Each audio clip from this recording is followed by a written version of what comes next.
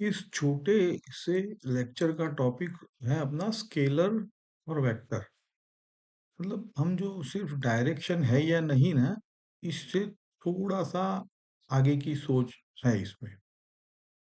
हम फिजिक्स में रोज बोलते हैं स्केलर वेक्टर मतलब मैग्नीट्यूड डायरेक्शन, लेकिन जब वर्क टॉर्क मोमेंटम जैसे क्वांटिटीज में कंफ्यूजन तो रहता ही है।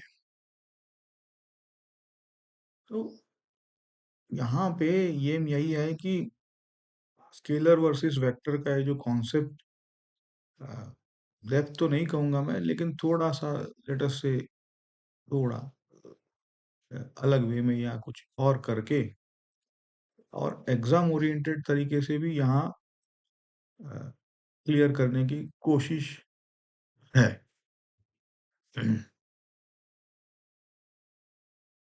अब नॉर्मली हम एक लाइन में बोलते हैं कि स्केलर मतलब मैग्नीट्यूड और वेक्टर मतलब मैग्नीट्यूड ऑफ डायरेक्शन।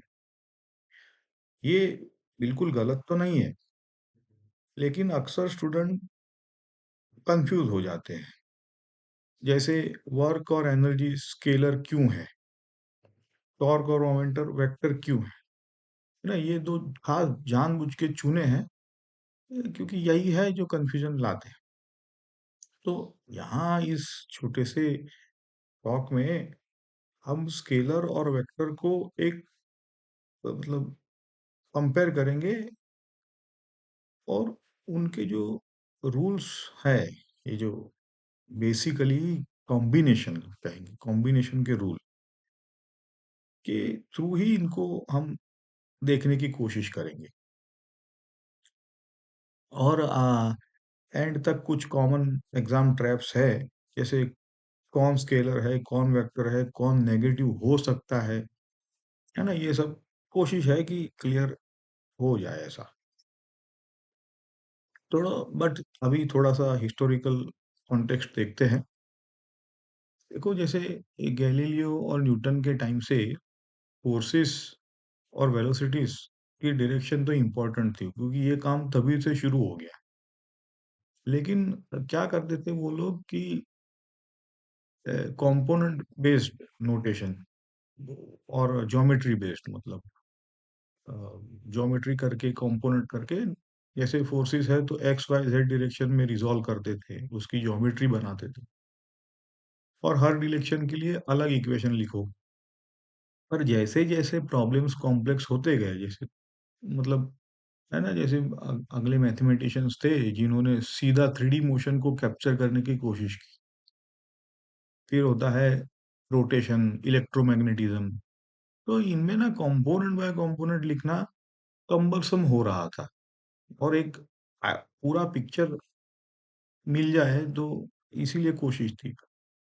तो ये फिजिसिस्ट को फील हुआ, मैथमेटिशियंस और फिजिसिस्ट की, हमें कॉम्पैक्ट लैंग्वेज चाहिए ये जो डायरेक्टेड क्वांटिटीज है इनके लिए।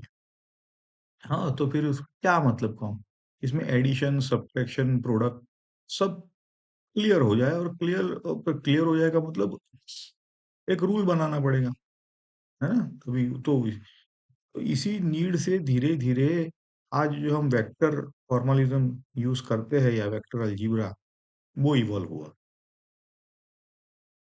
19th सेंचुरी में। कुछ लोग इस डायरेक्शन में काम कर रहे थे, जैसे ग्रासमन ने 1840s में लीनियर और आउटर प्रोडक्ट जैसे चीजें डिफाइन की।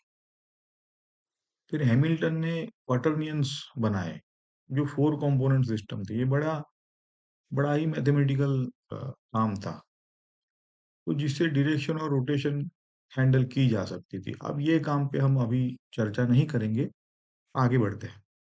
लेकिन ये जो प्रैक्टिकल फिजिक्स है, स्पेशली जो इलेक्ट्रोमैग्नेटिज्म, इसके इतना हैवी फॉर्मुलिज्म कन्वीनियंट नहीं था, है ना। क्योंकि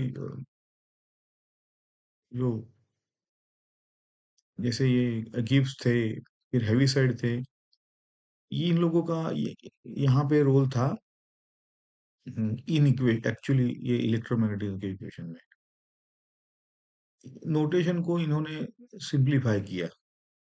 और बेसिकली ये सिंप्लीफाई नोटेशन लिखना भी आसान नहीं है, वो भी एक अपने आप में काम था।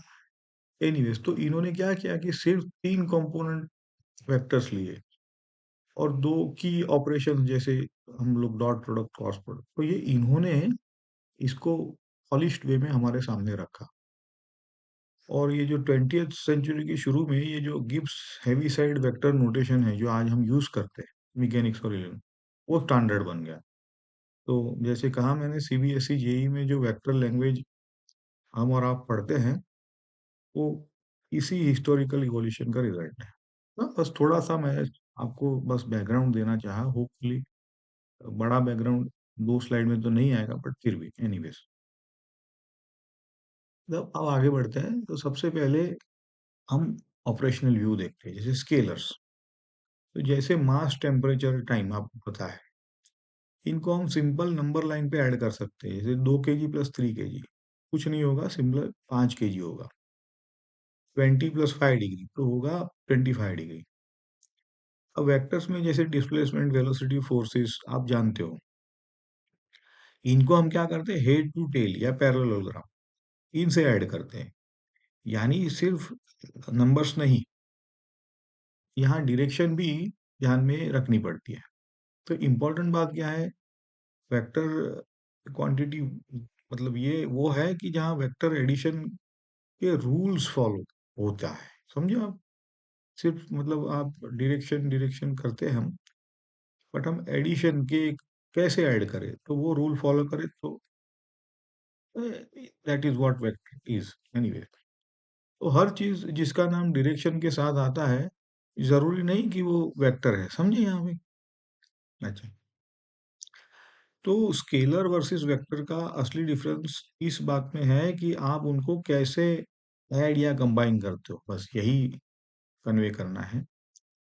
ना कि सिर्फ वो जो इंग्लिश में आप डिस्क्रिप्शन करते हो ना, डायरेक्शन शब्द, म- मतलब वो शब्द आया है कि या नहीं, डायरेक्शन से ही नहीं है? देखो इस फिगर से ये जो ऑपरेशनल डिफरेंस जो बता रही बताया है, वो आप क्लियर होगा। ध्यान से देखो, तो नंबर लाइन पे हम स्केलर्स को पॉइंट्स की तरह दिखाते हैं, और वो भी सीधा ही है। तो ए और बी, और उनका सम ए प्लस बी। यहाँ सिर्फ एक ही एक्सिस है, कोई एंगल, कोई डायरेक्शन नहीं। और ए प्लस बी आप ए का वैल्यू बी में डालो, तो देखो ऊपर जैसा मिला है।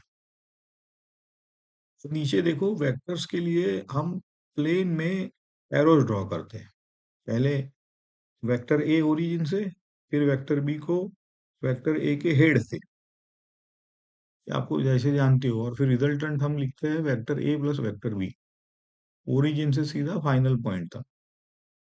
यहाँ देखिए कि एडिशन का रूल ही अलग है, देखा आपने? अब ये फिगर इटसेल्फ से ये अलग है। तो इसी वजह से हम कहते हैं कि स्केलर्स एक लाइन पे सिंपल प्लस माइनस ऐड होते हैं। वेक्टर के लिए डायरेक्शन पर ज्योमेट्री का ध्यान रखना पड़ता है। कुछ क्लासिक्स एग्जाम्पल जहाँ स्टूडेंट कंफ्यूज हो जाते हैं ना, जैसे वर्क। तो वर्क होता है एफ डॉट एस बोलो डी एस बोलो। यहाँ फोर्स और डिस्प्लेसमेंट दोनों वेक्टर्स है, लेकिन हम उनका डॉट प्रोडक्ट ले रहे हैं। तो डॉट प्रोडक्ट का रिजल्ट हमेशा स्केलर होता है, ये याद रखिएगा। इसीलिए वर्क एक स्केलर क्वांटिटी है। अब वो क्यों होता है, अभी उसमें नहीं जाएंगे। टॉर्क होता है tau equal to R cross F.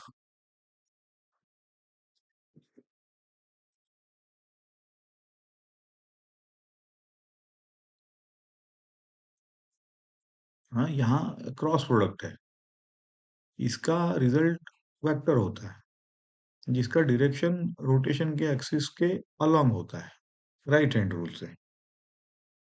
अब ये डायरेक्शन वगैरह जिनको प्रैक्टिस नहीं है, वो प्रैक्टिस कर ले, बट यहाँ पे हम सिंपल चीजें कह रहे हैं कि अज्यूम है कि ये थोड़ा आपको पता है। इसलिए अब डायरेक्शन है तो टॉर्क भी एक वेक्टर क्वांटिटी है। इसी तरह path length is equal to total distance travel, तो ये हो गया स्केलर। डिस्प्लेसमेंट स्टार्ट से एंड तक का सिंगल एरो, ये हो गया वेक्टर। अब ये एग्जांपल ये दिखाते हैं कि सेम बेसिक वेक्टर जैसे आर एफ एस को अलग ऑपरेशंस जैसे डॉट प्रोडक्ट से कंबाइन करने पे कभी स्केलर कभी वेक्टर कंप्यूट मिलता है ना? अब ये डायरेक्ट एग्जाम के पॉइंट्स है। कौन कौन स्केलर है, जैसे work, energy, power, temperature, pressure, इन सब का कोई डायरेक्शन एरो नहीं लगते, न्यूमेरिकल वैल्यू ही इंपॉर्टेंट होती है। कौन कौन वेक्टर है, तो displacement, velocity, acceleration, force, momentum, इन सबको अगर आप ऐड करोगे तो वेक्टर एडिशन के रूल फॉलो करने पड़ेंगे, इसलिए वेक्टर। एक और इम्पोर्टेंट पॉइंट, स्केलर हमेशा पॉजिटिव हो ऐसा जरूरी नहीं है ना, इलेक्ट्रिक पोटेंशियल नेगेटिव हो सकता है। जिनको पता है और जिनको नहीं पता है आगे पढ़ लोगे, ये वर्क डन नेगेटिव हो सकता है ना? तो क्योंकि फोर्स एस, फोर्स और एस अलग अलग, एनीवेज तो ये नेगेटिव। यहाँ माइनस साइन यही बताता है कि चोजन पॉजिटिव डायरेक्शन के अपोजिट सेंस में है ना, कि हमने डायरेक्शन जो चूज किया है, तो नेगेटिव का मतलब है कि कुछ अलग अपोजिट डायरेक्शन। की आइडिया क्या है हमें कि स्केलर वर्सेस वेक्टर का रियल मतलब ये है कि क्वांटिटी, देखो अब ये वर्ड है कि एडिशन और उनके ट्रांसफॉर्मेशन, ये कौन से मैथमेटिकल रूल फॉलो करती है ना? ये ट्रांसफॉर्मेशन मतलब ट्रांसफॉर्म करना पड़ता है आगे आगे, तो आप देखोगे टेंसर ट्रांसफॉर्मेशन होता है, वेक्टर ट्रांसफॉर्मेशन होता है। तो ये जो एडिशन एक ट्रांसफॉर्मेशन ही है, जैसे एडिशन और भी ट्रांसफॉर्मेशन के कौन से मैथमेटिकल रूल फॉलो कर दे उससे हम डिसाइड करते हैं, ना कि सिंपल डायरेक्शन।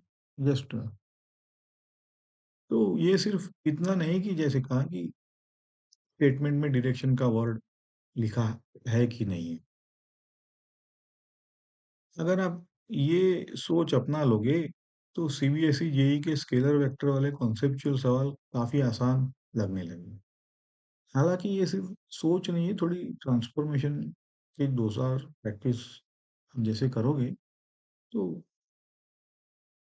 आएगा वो।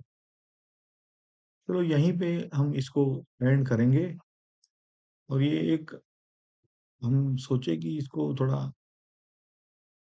फाउंडेशन बताए,